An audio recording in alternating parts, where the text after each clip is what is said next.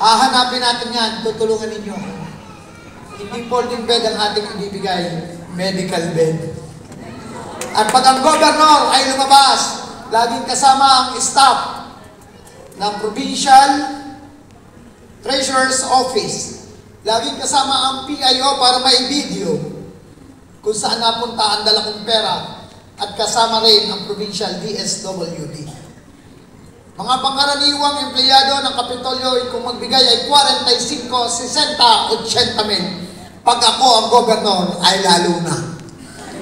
Asahan po ninyo yan. Kaya gusto kong sabihin sa inyong lahat na lagi kong sinasabi na gagawin ko yung tama.